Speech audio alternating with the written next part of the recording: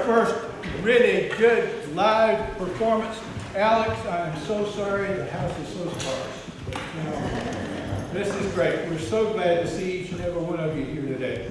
I'm Dan Barron. I'm a member of the board, and with me is a history teacher in our school system, and she's on our board too. And we're so happy that we have some young people coming in to. Yes, we are. I'll follow directions well. We are live streaming. This is the first time that we've live streamed, and so there are two things about this. One is that everything that is going on can be seen out there in television land, and we welcome you. Welcome all the people here who are participating. I believe we said the last time we had some people from Chicago or California. What did you say, David? Anyway, long way. I am very happy to do this tonight, and fortunately, Alex has given me a brief thing to read to you. But I think I really need to do this because he is a very special person in many different ways, just as a person, but also as a professional, and in my instance, as a professional teacher. He was my teacher when I took a course with him in geology, and it was excellent. And I've been a university professor for over 30 years, and I was happy. I thought he did a great job. Thank you. Leuco, wait a minute, now I read it. Melatonin. That's it. I learned that. Alex Glover is a professional geologist and a recognized authority on the Spruce pine mining district. He's licensed in 3 southeastern U.S. states and is a senior honored fellow, distinguished geoscientist of the Geological Society of America, and a certified professional geologist from the American Association of Professional Geologists. He's a founding registered member of the Society of Mining Engineers and qualified to perform international mineral deposit evaluations. He's recently retired as Director of Mining and Mineral Resources for Active Minerals International of Hunt Valley in Baltimore, Maryland. He served as Chief Geologist for Zemex Industrial Materials for 10 years during Zemex ownership of the Feldspar Corporation and Spruce Pine. Alex also worked as a mine manager and chief geologist for the Georgia Marble Company and Vulcan Minerals Company. Alex is past president of the Mitchell County Chamber of Commerce, the Carolina Geological Society, Carolina section of the Society of Mining Engineers, the North Carolina Mining Association, past president of the Spruce Pine Rotary Club. He is appointed by 3 North Carolina governors, Hunt, Easley, and Purdue, to the North Carolina Geology Licensing Board and the North Carolina Mining Commission.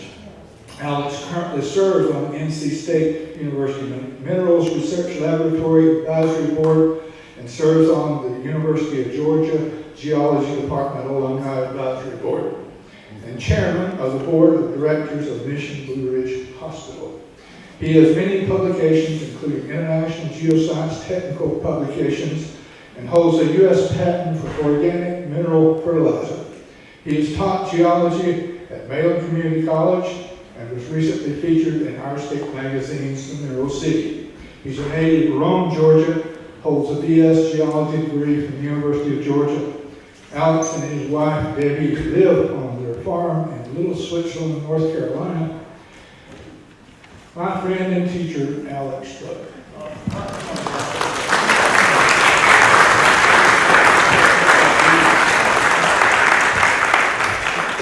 Thank you, Dan. Okay. I didn't get that written down. Pardon me, I miscued. Welcome to the Mitchell County Historical Society presentation. We'd like to welcome you to be members of the society if you would like to. Pay your dues if you haven't paid them already. Go back and make sure that you look at all the things that are on the table back there that we're trying to sell to make money. And other than that, thank you very much. I really appreciate you being here.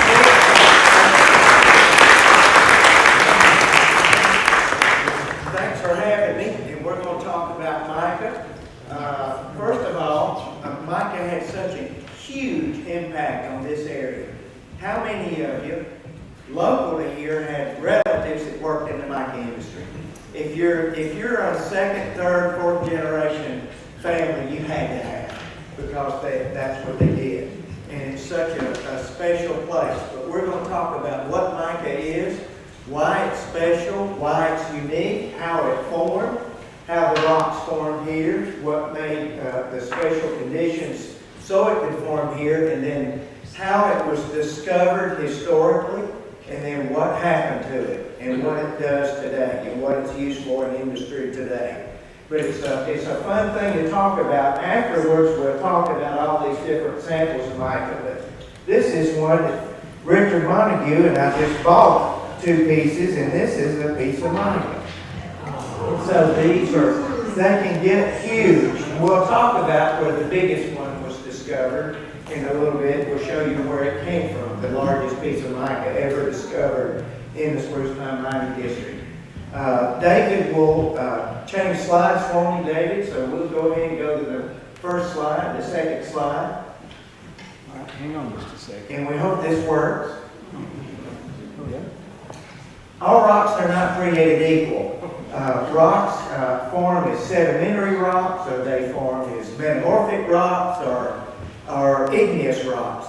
And so the conditions have to be right for these to form. And mica actually grows. It grows in size as it crystallizes.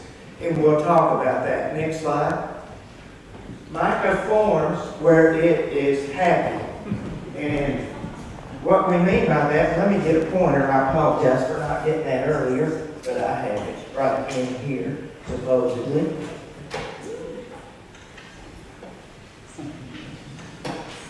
I know it's in here. Here it is. But these are happy little mica crystals, a feldspar crystal, a quartz crystal, and maybe an epidote crystal. But it's the chemistry and the conditions of formation. It's the pressure, temperature, lots of things. The mineral association of other minerals that helps minerals form in a certain area. And this area is one of the largest, of course, mica areas in the world. Next slide. This is a silicon tetrahedron, and it all starts here. This is the molecular formation of mica. And a tetrahedron has 4 oxygen atoms and a silicon atom. And this is the formation of most silica minerals. So this is what their atomic structure looks like. You can see a model of this in Spruce Pine. It used to be downtown. Penland School of Arts made it. It now sits on the little walkway at Riverside Park. Any of you ever walked that little Riverside Park trail? That model is there. That steel structure with the balls within it, that's a silicon tetrahedron. Most people don't know what that is when they walk by it, but it's sitting there. Some of you know of it. That's what it is. Next slide. But what happens is these atoms line up as a unit layer, and there are weak bonds on these edges. So what it does, the mica just splits loose. You can take a mica and you can keep splitting it and splitting it and splitting it all the way down to its unit layer. The unit layer for mica is about 10 angstroms or 1 nanometer. Anybody show me what a nanometer is?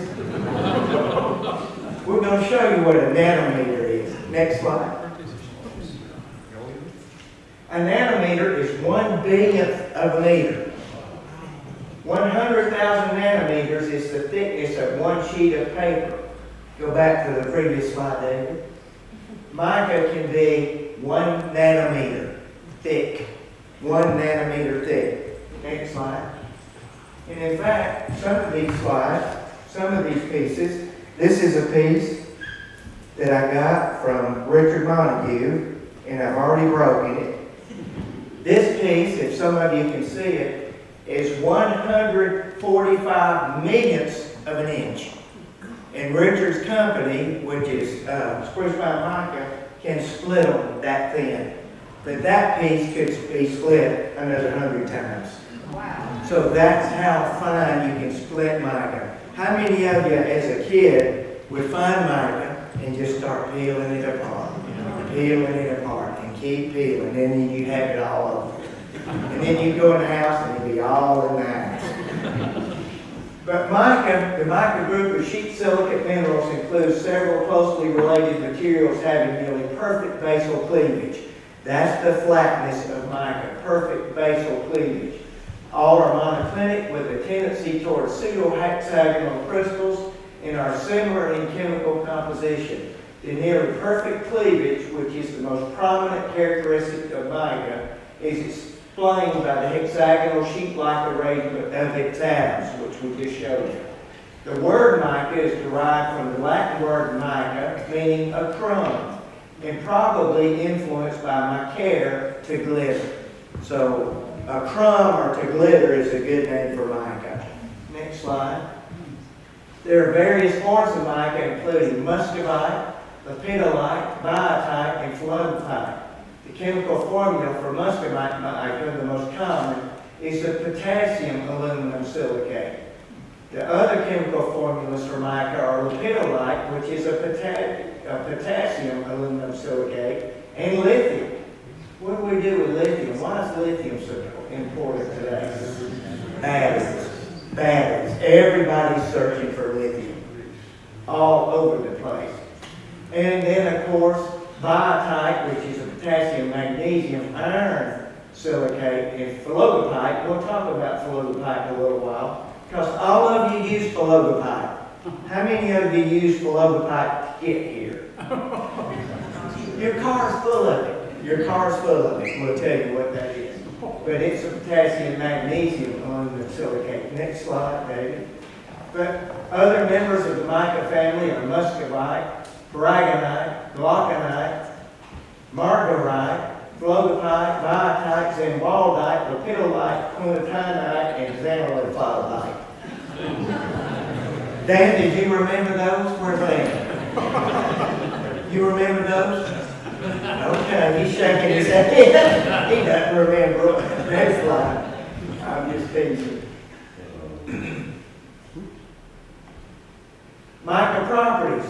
Among the properties common to all of those micas is a perfect basal cleavage, low hardness between 2 and 3. When we say low hardness, that's Mohs hardness scale.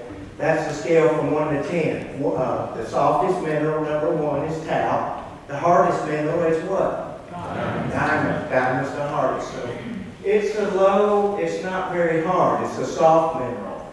Calcite's a 3, so it's soft. Vitreous luster and a platy habitat, or it's a flat material. But that's common to all micas. Next slide, Dave. We're going to start out here. How did mica get here? How did mica get here? Next slide. This is, you can't talk about the formation of mica without talking about plate tectonics. All of us know there are many plates on Earth's surface and they move around. This is a good slide of that movement. This is the North American plate here. This is the Eurasian plate. These are all the world's major plate boundaries. This one is the Mid-Atlantic Ridge, right up the middle of the Atlantic Ocean. This plate, the North American plate, is moving in this direction. This plate is moving in this direction. So this is the middle of the Atlantic Ocean. There's Iceland right there. So it's splitting. It's still splitting, and it splits at about the speed your fingernail grows, about 2 to 3 centimeters a year. And during that splitting and pushing, things form, and things get buried, and things get compressed, and things get buried, and then things heat up, and things change. And that's what happened to mica. This is what happens today, but about 380 million years ago, Africa, and this whole portion of this continental margin, was slamming into the ancestral coast of North America. And we're talking about this area here. Next slide. And this is a diagram of the formation of the Spruce Pine Alaskites, or the Spruce Pine Mining District. Africa was slamming in. This was pre-Atlantic Ocean. This was the rich Reich Ocean. In the subduction zone, oceanic crust is heavier than terrestrial crust. So this crust subducted underneath the ancestral coast of North America and North Carolina and shoved part of this continent underneath this. And this is called a Benioff zone. And in the Benioff zone, you get melting. That melting is where those zones of rock are under such tremendous pressure and heat pressure produce heat that the rocks melt. So they melt and form these big batholiths of molten magma. And then there were volcanic arcs on top of this. All of that's gone. All of that surface is wiped out. But these were formed deep, and then they were metamorphosed due to high pressure, high heat, and then the tops were eroded off to reveal what we have today. Next slide. During that period, the age dating of the spruce pine pegmatites, the spruce pine rocks, are 370 to 380 million years ago. That's way before dinosaurs. The first dinosaurs appeared about 225 million, and they died out 60 million. This is 380 million years ago. And so spruce pine would have been here below the equator. It rotated counterclockwise due to continental expansion and drift. And this is when Africa was closing in and subducting underneath here. So you can imagine when Bakersville would have been way south in Mexico or South America, something like that. So we've come a long way. Next slide, Dave. And we know it was deep because when you do laboratory tests on the rocks here, the spruce pine rocks, it is actually formed at a pressure of about 116,000 pounds per square inch. The temperature was anywhere from 1,000 to 1,200 degrees F. When you get that pressure and you get that temperature, you have to be 9 to 15 miles below surface. So these rocks were formed below surface about 9 to 15 miles. That's a long way, but it's a long tenure of uplift and erosion that brought the rocks here. Mount Mitchell and the Blacks used to be as high as Himalayas. There's evidence that they reached that height of 30,000 feet. So for 400 million years, they've been eroding that long in a, where do you think all the beach sand came from on the beach? It probably came from Mount Mitchell.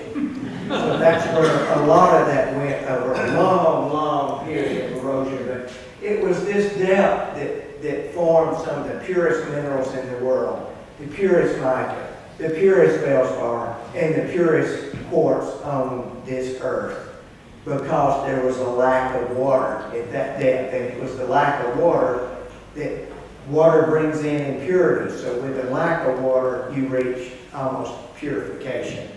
Next slide. And this is the Silurian Devonian area of geologic time, and you can see these pegmatites were forming in the Franklin Silva district around here in Macon County. Some formed here in Mitchell, Yancey, and Avery County. And this is up in Sparta at the big mountain there. What's the name of that mountain? Mount Rogers. It's what? Mount Rogers or Mount Airy? It's near Mount Airy. Yes, that's up in the Mount Airy area up there. Next slide. But they're all related. But here again is a geologic map of western North Carolina. And you can see the Brevard Fault right here. This is actually where the escarpment is between the Piedmont and the mountains. And it's that obvious. We're doing another talk for the Little Switzerland Ladies Club later this month called Shake, Rattle, and Roll about western North Carolina earthquakes. And we're going to talk about all of these. And especially some earthquakes that happened up in here recently. And we'll talk about earthquakes and faults that are prevalent underneath us here. They're everywhere. They aren't active, but they're everywhere. Next slide. Spruce Pine Mining District. This is a slide that Chris Hollifield and his class did a while back, talking about the spruce pine pegmatites. They're about 5 miles wide, and they're about 25 miles long. They run from the interior of Avery County through Mitchell County and all the way to Burnsville, on the backside of Pensacola is where that area of pegmatitic injection is. Remember, all of these were formed deep. They were hot molten material that injected and melted during subduction, and then were forced upward, and then through subsequent erosion, they were exposed here. So lots of things happen. Remember, we talked about things have to be special for mineral formation. Everything had to be special for this formation, and the world has not seen a match to these deposits anywhere. My subsequent companies, after leaving Zemex, we looked for them, couldn't find them. They sent me to Australia. They sent me to Brazil looking for them. We found them, but not like this. Next slide. This is the rock, and this is the typical spruce pine rock. A lot of people, local people, call it spar. Spar is just a component of it. That's not really the rock. Dan, remember what we called this rock in class? Leucograno. Next slide. Leucograno diuretic metatonalite is the name of the rock. So the next time, when your grandkids or somebody you have visiting Spruce Pine or Mitchell County or Avery or Yancey, and they say, what are they mining up there on the hill? You say, leucogranular diuretic metatonalite. Oh. Next slide. The general composition of the rocks here, this varies quite a bit, but in general, as an average, the rocks are 65% feldspar, and that can be many feldspars. It's not one feldspar. It can be 2 or 3 or 4 or 5 different varieties of feldspar. 25% quartz, 10% mica, and a trace of garnet and many other trace minerals. There can be about 10 or 20 different trace minerals. So there are a lot of them, but the main production is this right here. Next slide. And we're going to talk about some stuff that this little town's named after. How many of you been to Micaville? Most of us have. If you go too fast, you'll miss that sign. And that's where you turn off to go 80 toward Mount Mitchell, of course. But it's a neat town, and it's a very appropriately named. Next slide. This is where the mica was mined. When I first started thinking about mica, I thought, how in the world do you get mica out of solid granitic type rock? How do you get it out? Well, it has to weather. And most of the mines in Mitchell, Avery, and Yancey County were in weathered rock because that's the only way it could be mined. Unless you dynamited it, and then when you dynamited it in fresh rock, it was still very difficult to get out. So you mined it in areas where the locals called it flukum. They call it flukum. You got to find a flukum spot. And flukum is actually in this zone of weathering. And you can see this is one of the exposures. This is more competent fresh rock here, but this is weathered rock. And as the main, let's go back one slide, another slide, David. When we talk about the main component of the rock in spruce pine, it's 65% feldspar. Those feldspars weather through leaching, went through water and heat and lots of exposure. The potassium, the sodium, and the calciums go away. They leach away, so the mineral changes, and it changes to kaolin. It changes to kaolin, which is an aluminum silicate mineral. My last company, Active Minerals, was one of the largest kaolin producers in the world, and we produce kaolin for your cell phone. Your cell phone, the biggest part of your cell phone is a circuit board. That circuit board's core is fiberglass made out of molten kaolin. Kaolin is what makes fiberglass, and especially electronic grade fiberglass is hard to find. But it was mined down in middle Georgia around Millersville and Macon. Some of the purest kaolin in the world. But the feldspar turns to kaolin. As it does, it releases the mica. Okay, David, let's go back to our previous slide. So this is soft material, And the next slide will be a close-up of it. But as feldspar weathers and leaches, it turns to kaolin clay. And then the clay turns soft, and this is my sword in the stone picture. You just put a pocket knife right into it because it releases, everything turns to unconsolidated. Where it was consolidated, it's now unconsolidated. And so these particles, the quartz is liberated and the mica is liberated. So, and then early miners could dig a tunnel and they could just dig in these with a pickaxe and just shovel it out. And so that's most of the mines. If you have a mica mine on your property or near your place, they were mining this soft material on top. Usually that was only 10, 20, maybe at the most 50 feet. Some rare occasions it may go 100 feet, but mainly it's near the top because, go back one slide, David. That's where the exposure is to the surface, and it's water and other things that get in here that weather that. And that's the same way that Mount Mitchell weathers. Over long periods of time, these rocks change, they leach, and they turn to clay. Doesn't matter how hard they are, how competent they are, how consolidated they are, chemical weathering will destroy them over time. And that's what exposes the mica. Next slide. Next. And the mica comes out like this, and it's transparent. This is a BBC reporter that came here from England about 15 years ago to do a report on chips with everything. Chips with everything.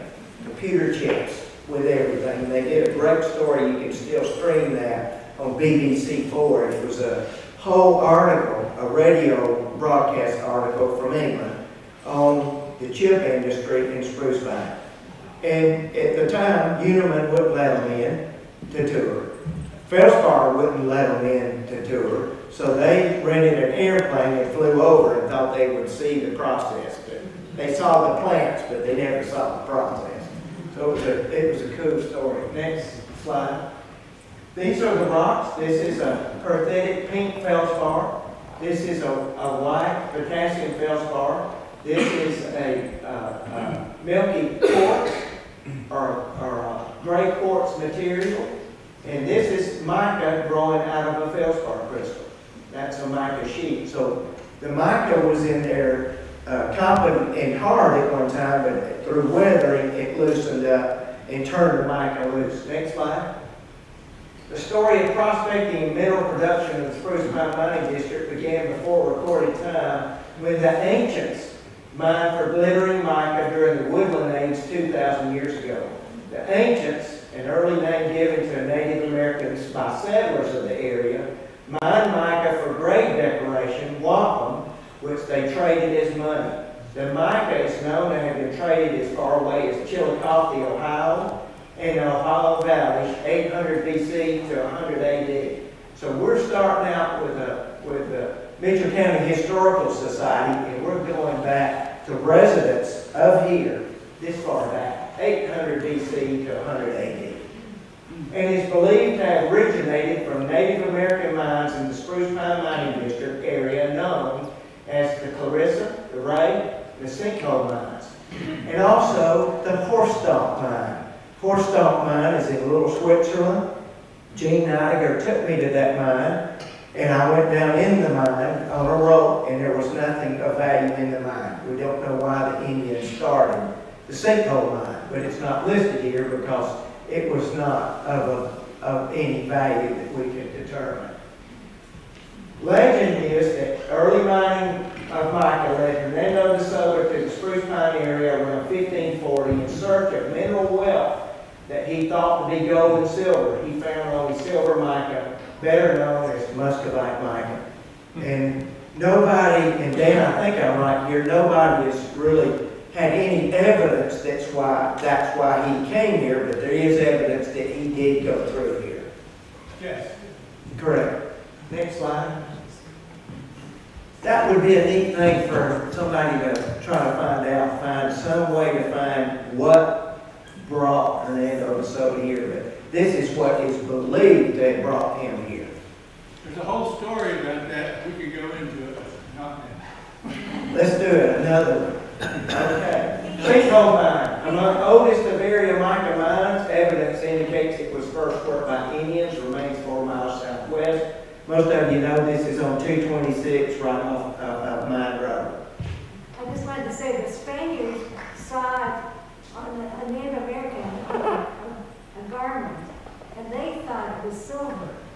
And they probably did. There were probably misconceptions of what the mica was, but chemically and physically, it's different from silver as anything can be. And of course, they didn't know what the value would be. But the Native Americans had a value. And we're going to show you what we thought why they valued mica. Next slide. And that is presented in this little museum. Next slide. And if you've not been in here lately, we redid those exhibits about 25 years ago, completely redid the museum, and there's a timeline of history of mining on the back wall in that museum. If you've not been in there and really paid attention to it, it's incredible. Next slide. And this is that exhibit, and these are the prehistoric miners, and these are the Mica Miners. And these are some of the samples of the Native American Indian mica art that are actually in pieces in that museum. Next slide. And again, this is a close-up. These are the Soapstone Holes. And for you that don't know, there was a soapstone deposit on Blue Rock in Yancey County. And the Blue Rock area is where the Indians carved these out of the ground and then made bowls. And what was so important about those bowls, they retained heat, and they were heat resistant. So they could cook in those bowls without degradation, and they wouldn't fall apart. So those are very important. But then the Mica Miners and the mound builders were very important. Next slide. In the 19th century, a labyrinth of ancient mines was discovered in surrounding mountains of Mitchell County. Some were tunnels going to depths of 40 feet. The mines were first thought to have been made by the Sodas conquistadors in their relentless quest for gold and silver. In fact, they were 2,000-year-old muscovite mines. The elegant mica ornaments unearthed from the monumental burial mounds of Edina and Hopeful, mound builder civilizations of Ohio are believed to have been made from mica from these mines. So this was very important to the Native Americans, early residents of Mitchell County, Yancey County, and Avery County. They lived here. And they mined mica. Next slide. These are the pieces that are presented in the Museum of North Carolina Minerals. And when you look at these are elaborate pieces. But if you look, they all have holes. They all have holes drilled in them. So what was the reason for the holes? I had a colleague, Peter Margolin, USGS geologist. He speculated that the Indians drilled those holes for a purpose. And he thought the purpose was to put them on a vest and portray themselves in the sun, and that the sun hit them and glow. That person, that individual, would then become a deity. So I took that concept and I ran with it. So we made an Indian suit. Next slide. We made an Indian suit. I bought online the Indian suit and taught my wife into sewing these mica pieces over there. And these are some of them that we use. These are pieces of mica that we drilled a hole through, just like maybe the Native Americans did. And we hung them on that Indian suit. And then I thought, what are we going to do now? I talked her into going up on Grandfather Mountain and climbing a rock cliff, and we took pictures. Next slide. Not every wife would do this, but she's a good one.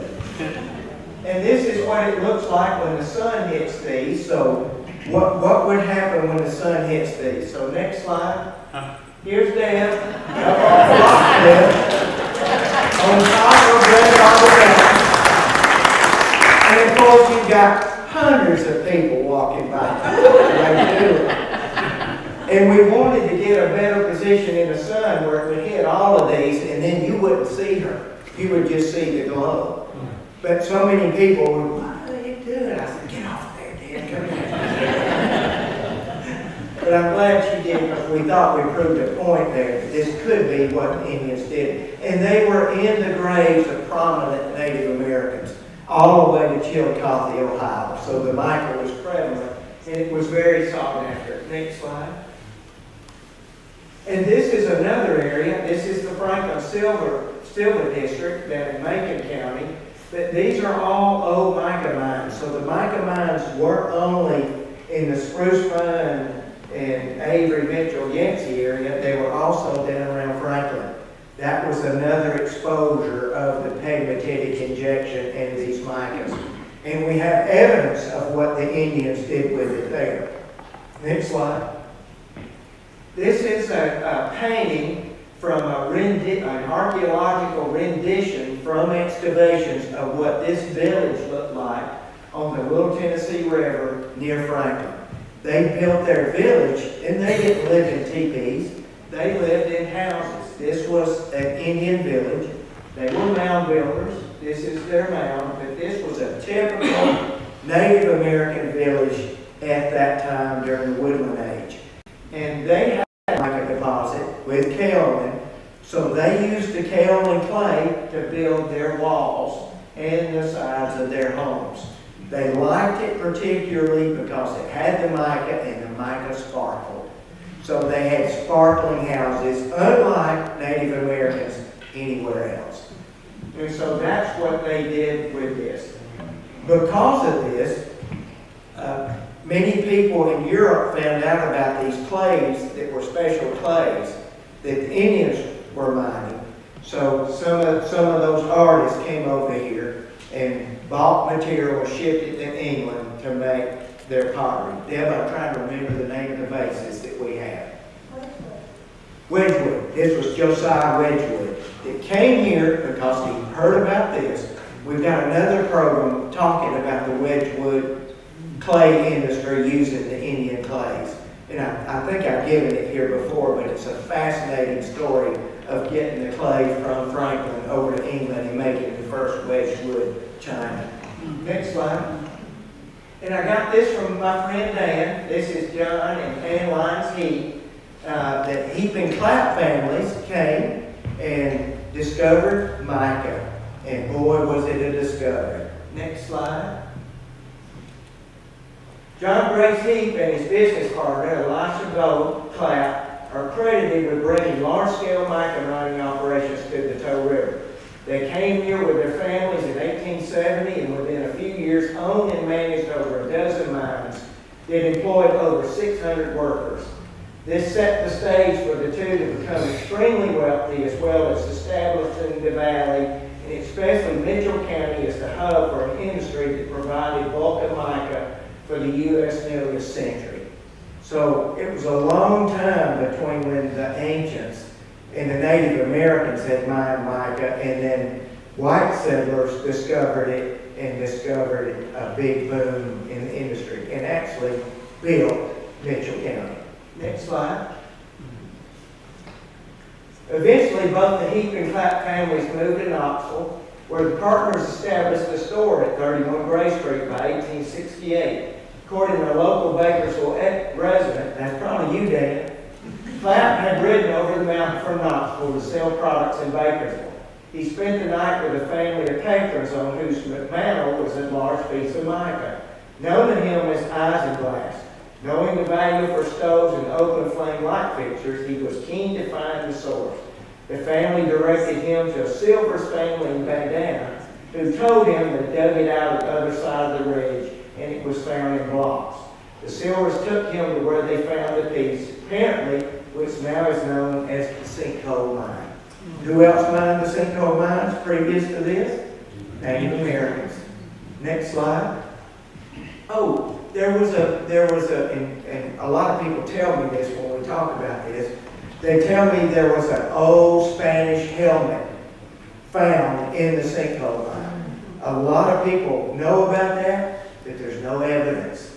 No evidence has ever come our way. Where is the helmet? Who saw the helmet? Who took a picture of the helmet? Who actually knew it was found in the mine? So all we know now is it's a legend. It could have happened, but there's no evidence to prove that. If anybody knows proof of that, it'd be really neat to find out. Could be, but there's no evidence of that. Next slide. Oh, this is from Kimberly Wright. I found this posted. This is David Baker. Baker's was named for the first white settler of the area and prominent businessman David Baker. Baker established a plantation in the area, and a few other scattered settlers lived in the area prior to it becoming an official town. Due to its remote location, Bakersfield didn't experience substantial growth until a boom in the mining of the mineral mica increased the population in the 1870s. Dan, this was your great-great-grandfather? Fourth great-grandfather. And this, he is buried right over here, right behind your house. Is this grave of David Baker. So that's where Bakersfield, of course, came from. Next slide. This is a map. I've got a lot of geological publications. Many are out of print that I've collected for a long time. But this is a map of the sinkhole mine. This is the trend of the main pegmatite here. This is State Highway 104, which I guess is 80. It'd have to be 80.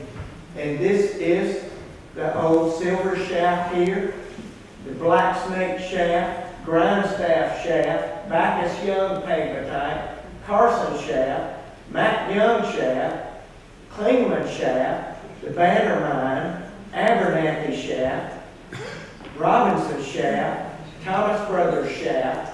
So a lot of you may be related to these people. And these are the shafts that those families had along the trend. The main area of the Silvers family was right there in the middle. So this is what they were mining. They were mining a chute of the spruce pine pegmatite that was full of mica. And the Indians knew of that mine. Next slide. This is another old 1944 publication of the spruce pine mica mines. So this is the main district of Spruce Pine. This is Spruce Pine, the town right here. Little Switzerland is right here. Burnsville is right here. Bandana is right there, and Bakersfield's up here. So these are all the named mines that were mined back in the middle of the century. And they were all usually had a family name, unless it was a name like Black Snake or Raccoon Mine or Dead Dog Mine. They all had names like that, but many of them were family names. Next slide. This is one of the most famous mines. How many have heard of the Fanny Goose Mine? Fanny Goose Mine. It is where the largest piece of mica in the world was ever found. The piece of mica weighed 3.5 tons. 3.5 tons. So this piece may weigh 35 pounds. The one they found was a single piece of mica that weighed 3.5 tons. And this road, this is Blue Rock Road, and the Blue Rock Baptist Church is behind me about a couple of hundred yards. But the Fanny Goose Mine was right in that curve. And there's a shaft in there. Many, many people worked in that mine. Many, many people died in that mine. They didn't die during mining necessarily. They died after because of exposure to radioactivity and radon gas. It was full of radon gas. So a lot of the people that worked in that mine didn't make it past 30 years old. Then they died of lung cancer. Because the exposures were extremely high there. Next slide. Mica uses: cosmetics, insulators, tape joint compound, engineering resins, caulks, sealants, paints, adhesives, automotive parts, tires, noise dampers, industrial greases, and lubricants, brake pads, drilling mud, sealant, fashion industry, fabric fastener for reflecting light and moisture, welding rods, wire and cable harnesses, and ornamentation. That's what mica is used for in many cases even today. Next slide. Native Americans were on to something, weren't they? Isinglass. How many of you have an isinglass window stove? If you do, it's valuable.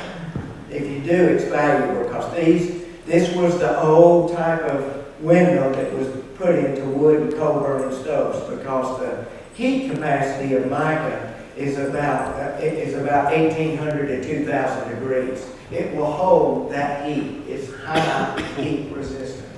Next slide.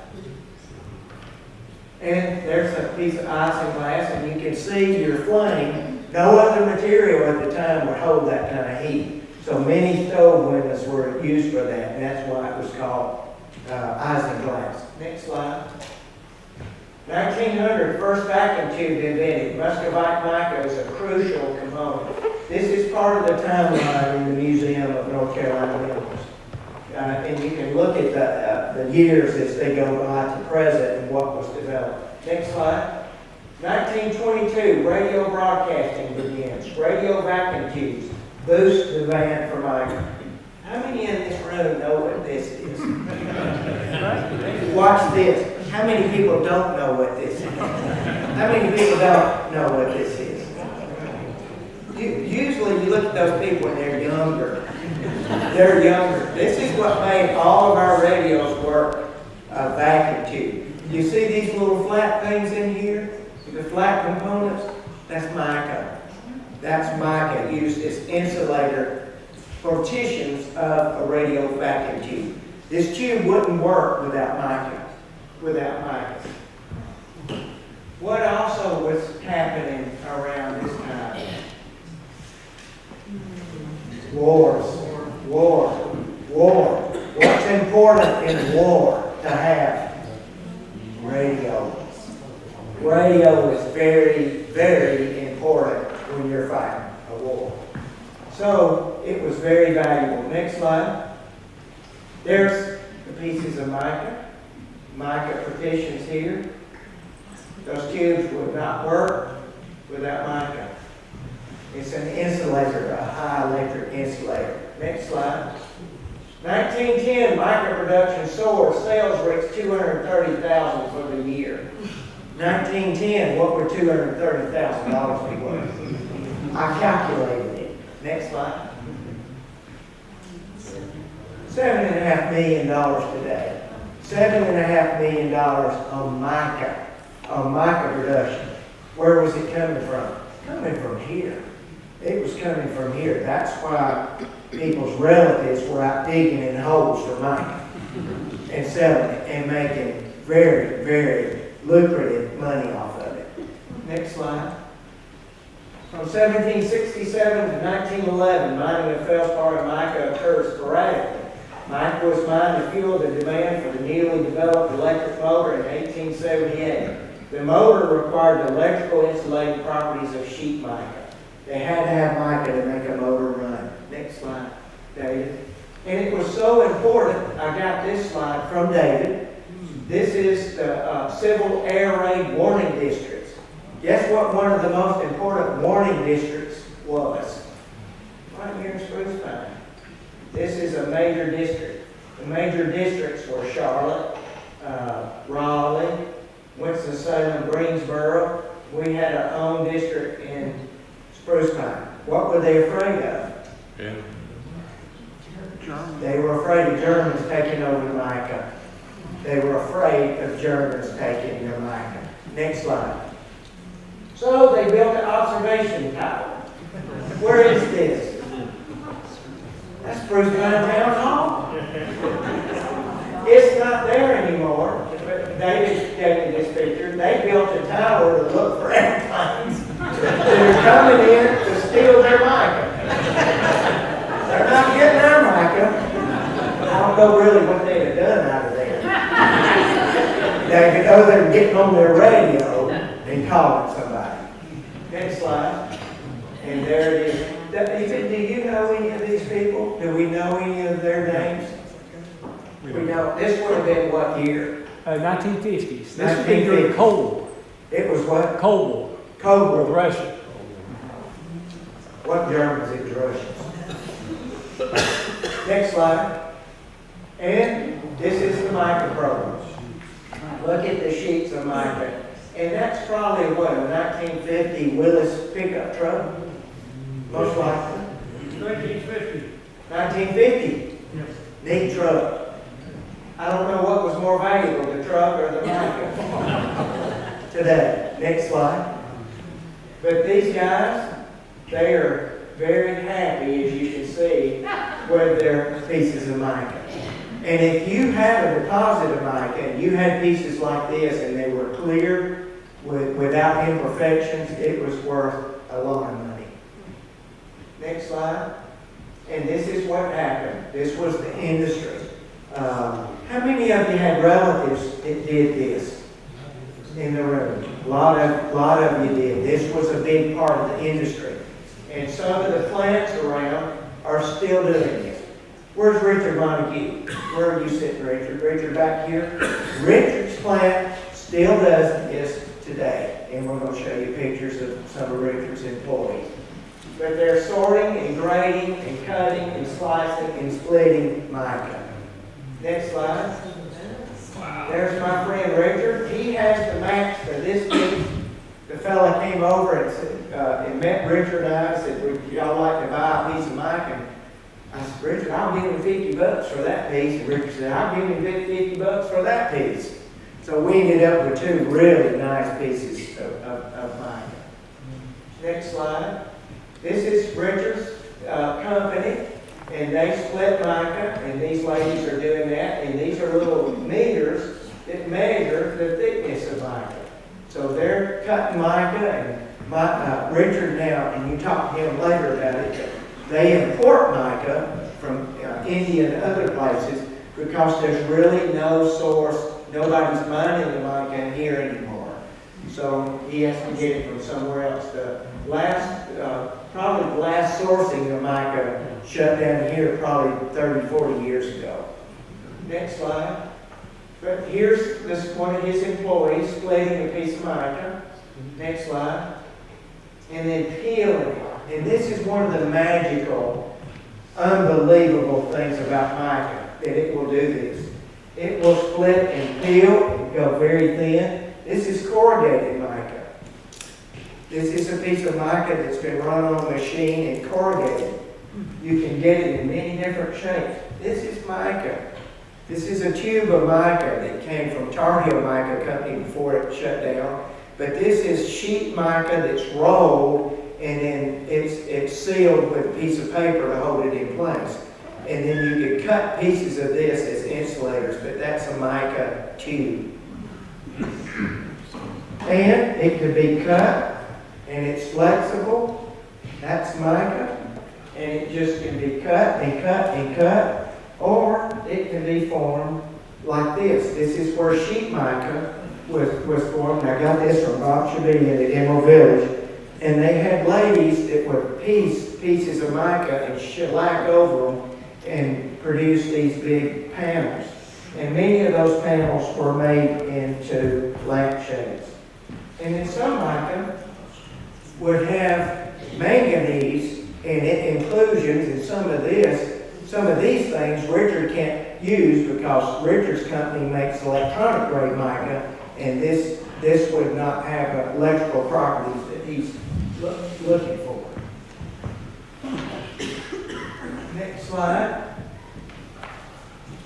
This piece of mica that she just cut is measured on this millimar machine is 0.00014 of an inch. So they're cutting and processing mica like that. And it's small. It's 145 millionths of an inch. Richard, I'm sorry that one broke. I hope you'll give me another one. Next slide.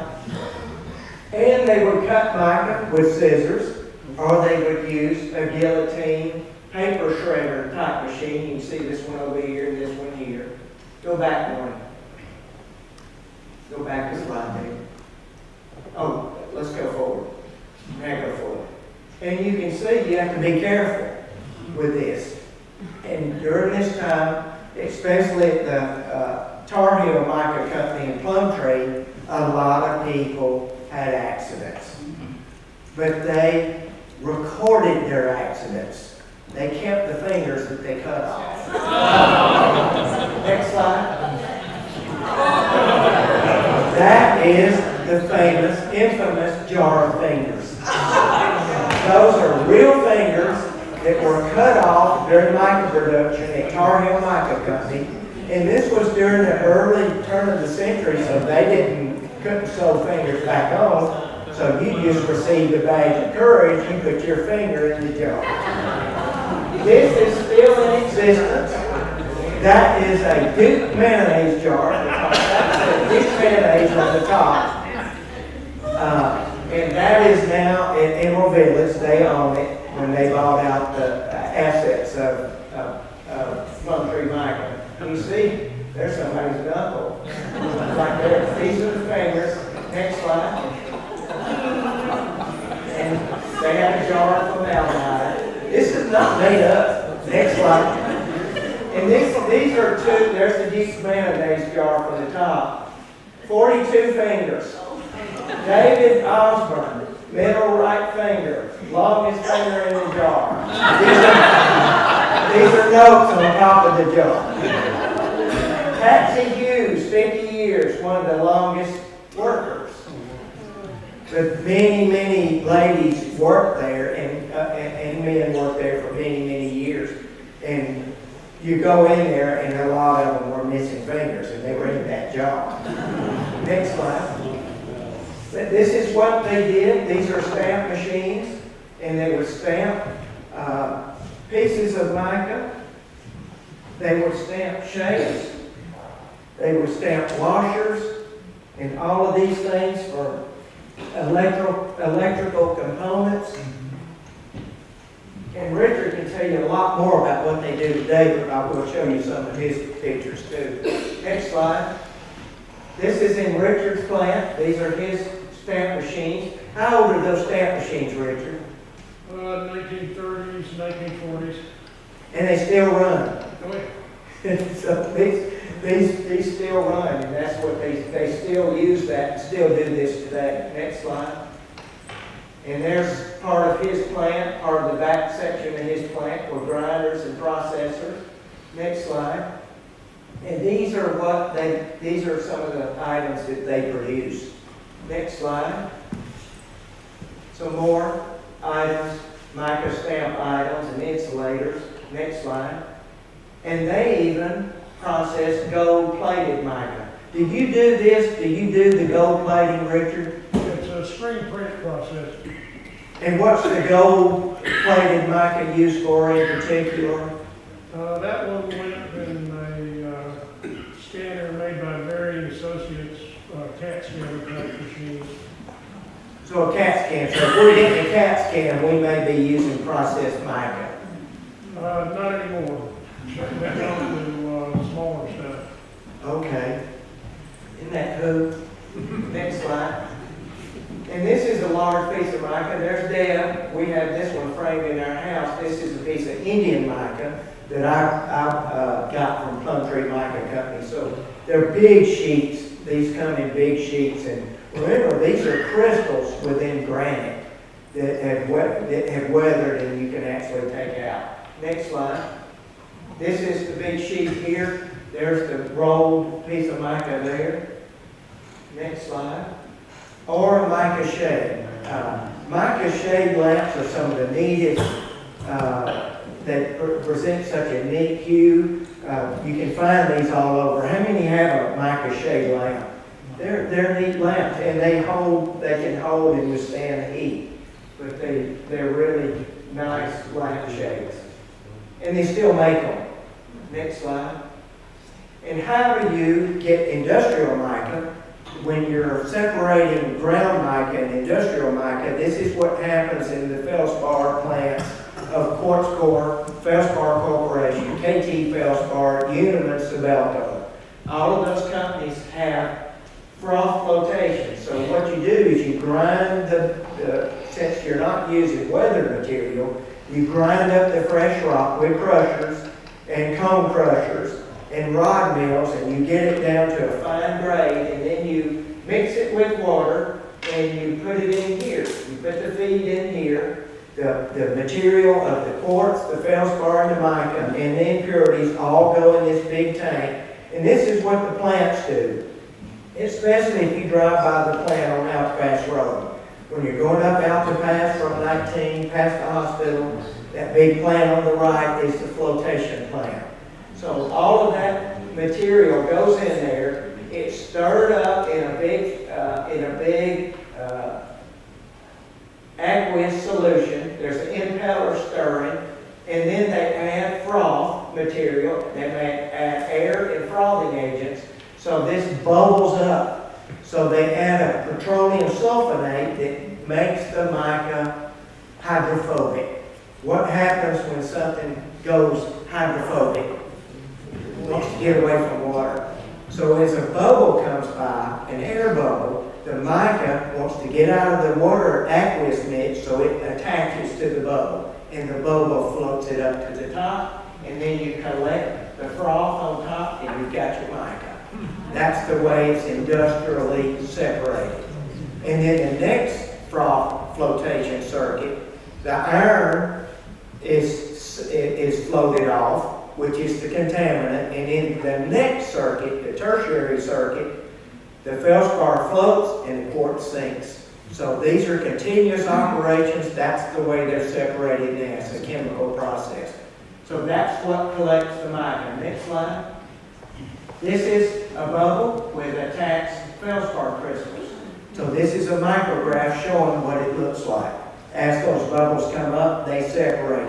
It's an ingenious process that was developed by the Bureau of Mines and the Innisman Feldspar Company and the Asheville Mineral Research Lab back in the 50s, late 40s, early 50s. Next slide. This is the mica froth paddle. This is the flotation cell. There's the mica coming off in a collector trough. So this is done 24 hours a day, 7 days a week. William Ellis over here used to run this plant, and he's very familiar with this. He used to run those froth systems. Remember that, William? But it worked good. It's a neat process, and it works. Next slide. There's the handful of the mica separated. You know who that is, William? That's Big Larry. That's Larry Sparks holding. That's something he recognized his hands in. That's Larry Sparks holding a handful of separated mica. That's what it looks like. Next slide. Then that material would go to the plant next door, United States Gypsum Company. What would they do with mica? Drywall mud, joint compound mud, drywall mud. The material that goes when you put up, next slide, I've got each of them. There's the drywall mud when you buy a bucket of wallboard joint compound. You can't have wallboard joint compound without mica. Mica has a specific purpose. Next slide. And this is the main use of mica today, is drywall joint mud. When you put your panels up and you put your mud on there to cover the cracks and the nail holes, what the mica does, because of its morphology of a platy structure, it goes into the mud, and when the mud dries, because it's damp and moist, when it dries, the mica holds the material and doesn't let it shrink. So it's an anti-shrinking agent when you put drywall mud on your house. So if your house has sheetrock in it, you have mica in it, most likely from here. That's what the industrial use of mica is today. Next slide. It also goes into this. It goes into especially metallic automobile paint. Is what gives it the sparkling texture. That's mica. And mica goes in other types of paint, but especially in automotive paint. There are some companies that's all they do is do mica paints. Next slide. And this. Everybody has this under their hood, and all of the plastic, all of the black plastic, all of the hoses, the fan shrouds, your filter shrouds, your filter housing, all of their housing, it's black plastic, has flow pipe mica in it. Why? Heat resistant and flexible. Remember? Remember mica is flexible? But this mica comes from a Zemex industrial plant, one of my plants, in Montreal, Canada. It was on Lac Saint Jean. We had a mining camp way out in the boonies. And this is where we mined flotopite, which is a dark mica. It's not a silvery light white mica like muscovite. But we had the largest flotopite mica deposits in the world. And we mined those and ground that mica, and it goes to all automotive plants in the world to make the black plastic and the hoses under your automobile hood. So thank flotopite mica for you getting here and getting home. Next slide. It also is used heavily in this. What is this? It's an oil platform. What in the world does mica do there? Lubrication of the drill steel. Next slide. This is drill steel. This is the column of steel that goes down sometimes for miles in the ground. And as it's turning, it has a lot of resistance, a lot of friction. And when you get that much steel on a rig, hanging down and turning, you have to lubricate it. You lubricate it with mica mud. You mix a mud mixture to pump down the hole, and it has some other things in it, like heavy liquids and other things, that lubricate that steel to keep that drill steel turning. That doesn't have to be pure mica from spruce pine. It can be black mica from anywhere. It can be high dollar spruce pine mica, but it's normally a cheaper black mica, and most of that comes from Custer, South Dakota. Our company went there to buy that company because we wanted to start the flotation process and get mica easier than they could. But when you're in Custer, South Dakota, right near Mount Rushmore, there's not a lot of water to run your froth flotation cells. So it didn't work, so we didn't buy the company. Next slide. And it goes into this. It goes into beauty cosmetics. And what does it do there? Why is it in a makeup foundation? See how good her skin looks? It goes in, it's ground to the hair follicle size of your skin pore. Goes in that pore, goes on with a sheen, and reflects and evens your skin out where it's soft, smooth, and reflective. That's mica in a I don't know what you call that I guess it's a base. Is it base? But that has mica in it. And there are companies, Engelhard Corporation, which is a chemical company, actually specializes in making mineral makeup. So mica is also in there. So mica does a lot of things. Next slide. That's the end of what we talked about mica, how it formed, why it's special here, what it's used for, and how it really led to the beginnings of where we live. It had a big, major part in it. And it's still being mined, even though you don't really hear of it being mined much. You hear of the quartz production, which is the highest purity in the world. You hear of the feldspar production, which is the largest feldspar producing, one of the largest feldspar producing areas in the world here. But you don't hear much about mica anymore, but it's still being used. It's part of the process. Remember, it's 10%, about 10% of what's being produced. Any questions? Yes, sir. Hang on. All those- Give me the mic. All those bags out in front of the plant on Overpass, all those bags, what's in those? That's quartz. That is purified quartz.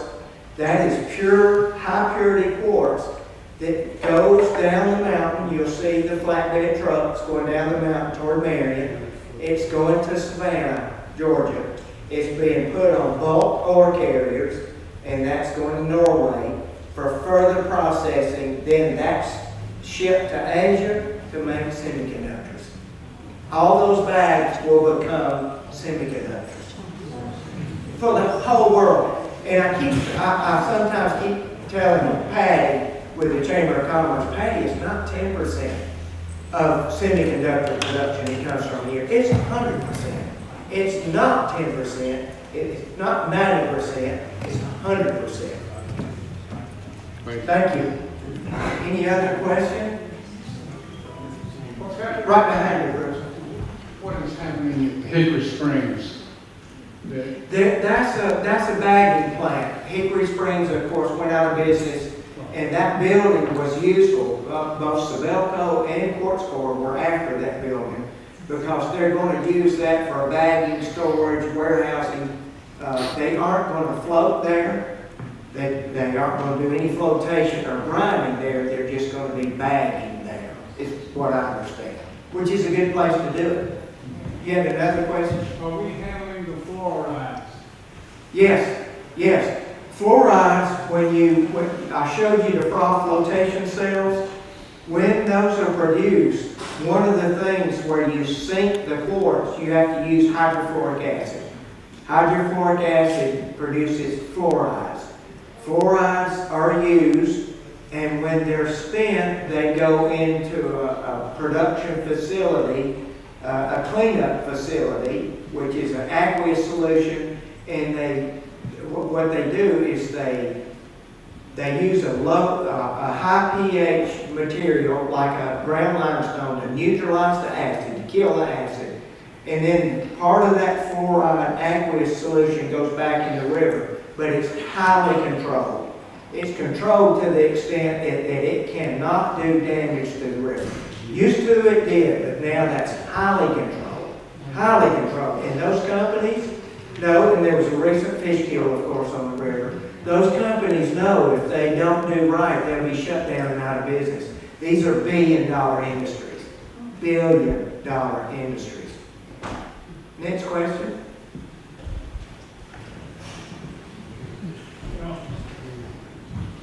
And we'll just do a few more. Where's the hand over here?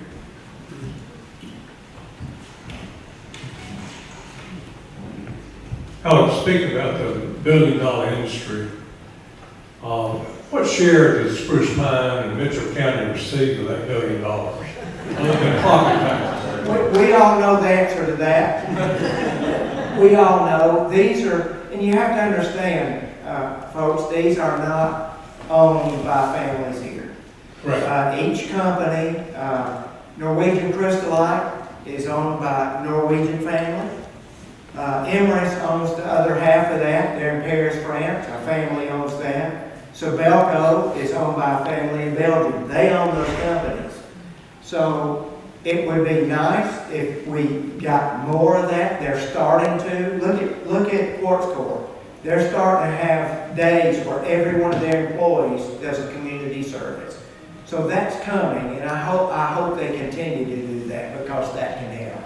I know Alaska receives, people live in Alaska, they actually receive a tremendous amount of funds from the oil drill, the oil that's extracted. Why wouldn't there be some kind of a tax on the production?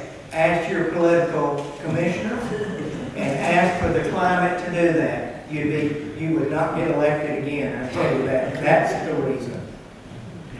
And that's a fact. That's a fact. Those companies employ a lot of people here. And if put food on the table for many families, it's a highly sensitive issue. And all of you know that. But thank you for the question. She's got one over here. Am I right in assuming that if you have a bunch of mica in your soil, it is not very good for your plants? No, Like it's slime. okay. It depends Okay. on how weathered it is. It can produce magnesium. It can produce potassium. You know what K is of NPK? NPK fertilizer is lasting is K, potassium. So it can be a fertilizer, but it can be detrimental to a house site. We have heard people put grounding rods in for telephones or power systems, and if you drive it into a highly micaceous soil, you can't get it ground because it insulates the ground off. Got one over here. Do Formica countertops have anything to do with mica? No, No. no. Some countertops maybe sprinkle with mica just to get a little bit of of sheen to it, but very little. And a quartz countertop, do you know what a quartz countertop actually is? It's not made out of cut quartz at all. They're made out of quartz waste from these mines, the sand, and it's put in their resin and mixed and formed. That's a quartz countertop. One more. Yes, sir. In Avery County, going on 19E on the right, there's a big company in there. Are they supplying, what goes on in That's Sabelco. That's one of their main, that's their schoolhouse plant. They used to be Uniman. Uniman was owned by Sabelco Corporation, and then Uniman was sold. Sabelco kept their Golden Cow, which was the plants here, the quartz plants. And that is one of the most productive quartz plants that they have. They're making, of course, as a derivative, they also produce feldspar and mica that they sell elsewhere, but it's the quartz that all the companies are after. I ran into a geologist a couple of years ago, said their quartz, Avery, is the purest of all the quartz. They can be, and Avery is very pure. Spruce Pine Minpro is pure. Some of the other places, like Chalk Mountain, don't make high purity quartz because they don't have the crystalline structure to clean it up. But Avery has some of the highest, but it depends on what you do to it next. You actually inject HCl, hydrochloric acid, in a bath in the purified quartz. It gets inside and eats up any impurities, so it super purifies it. And they do some of that here. Quartz Corp does some of that here, but most of their final processing is in Norway. Thank you. Okay, guys, thank you very much.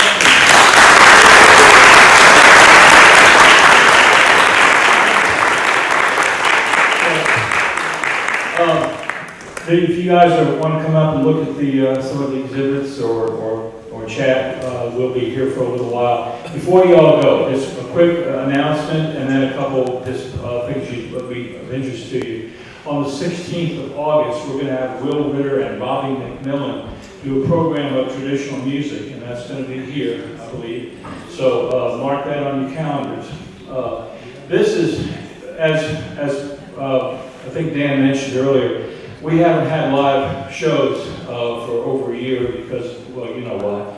And so we're really, that's affected everybody. It's affected the bottom line of the Historical Society and other charitable organizations as well.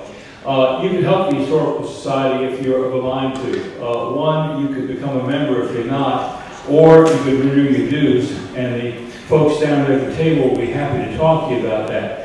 We also have a number of things that would be of interest to you if you'd like to purchase them. We have a lot of books, photo history books from various places all around the various Tri-County area.